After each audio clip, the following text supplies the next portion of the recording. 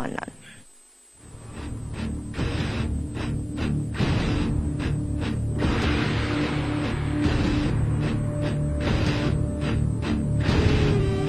মাদকের দুনিয়ায় একচ্ছত্র আধিপত্য এখন এমন লালবনিজ মেথাএমফেটামিন ও ক্যাফেইনের মিশ্রণে তৈরি নেশাজাতীয় ট্যাবলেট ফয়েল পেপারে পুড়িয়ে বা বড়ি হিসেবে সেবন করা হয়। এক সময় থাইল্যান্ডে তুমুল জনপ্রিয় মাদকটি মিয়ানমার হয়ে যুক্তরাষ্ট্র, বাংলাদেশ সহ বিভিন্ন দেশে ছড়িয়ে পড়ে।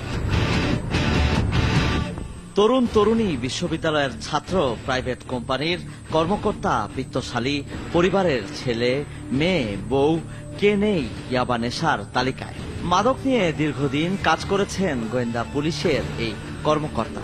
আর টিভির সঙ্গে মাদক ব্যবসায়ীদের নিয়ে কথা বলেন তিনি। 80% ক্ষেত্রেই দেখা গেছে তারা এডুকেটেড এবং চাকুরিজীবী কিংবা ব্যবসায়ী এবং সামাজিকভাবে প্রতিষ্ঠিত শ্রেণী, যাদেরকে মানে আউটলুকিং এ কখনোই হয়তোবা সেভাবে মনে হবে না যে তারা মাদক ব্যবহার করে। ইয়াবার ক্ষেত্রে যে জিনিসটা এসে দেখা যাচ্ছে যে বিক্রেতা শ্রেণীর মধ্যে নারী তো আছেই আগের মতো, বরং ইউজার হিসাবে এখন নারী যুক্ত হয়েছে, যেটা কিনা আগে ফেন্সিডিল বা গাঁজা বা হেরোইনের ক্ষেত্রে অত নারী ইউজার দেখা যেত না। রাজধানীর ৩০২ বর্গ কিলোমিটার এলাকা তন্ন তন্ন করে খুঁজে বেরিয়েছে আরটিভির সংবাদদল। লক্ষ্য একটাই, ইয়াবা ব্যবসার নেপথ্যের কারিগরদের আলোতে আনা। ইয়াবা ব্যবসার গডফাদারদের তথ্য দিতে রাজি করা সহজ নয়, তবু অনেক সময় নিয়ে পরিশ্রম ও সোর্সের উপর ভর করে এমন একজনের খোঁজ পাওয়া গেল, যিনি ঢাকার ইয়াবা বাজার নিয়ন্ত্রকদের একজন। জানালেন ইয়াবার খদ্দের সহ ব্যবসার নানা দিক।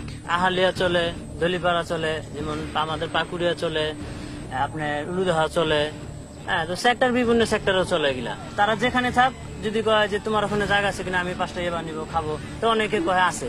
যে ফ্ল্যাটে গিয়ে খায় তারা, ওই ফ্ল্যাটে তার মেয়েদের না, ওই ছেলেদের না, ওই ছাড়া ইয়াবা ব্যবসা করে তারাই বিভিন্ন মানে ফ্যামিলি সাজাইয়া ওই ফ্ল্যাটটা লয়। ফ্ল্যাটটা লয়, ওই ফ্ল্যাটে আপনার মাদক চলে, আবার এমনি মুসলিম কাজও চলে। হ্যাঁ, দেখা যায় তাদেরকে বিয়া পাটি বা নেশা জাতীয় খাওয়ায়, তাদের সাথে দৈনিক মিলন করে আসতে। রাজধানীতে পুরুষদের সঙ্গে পাল্লা দিয়ে ব্যবসা করছে নারীরাও। আরটিভির ক্যামেরা পিছু নিল নারী ইয়াবা ব্যবসায়ীদের।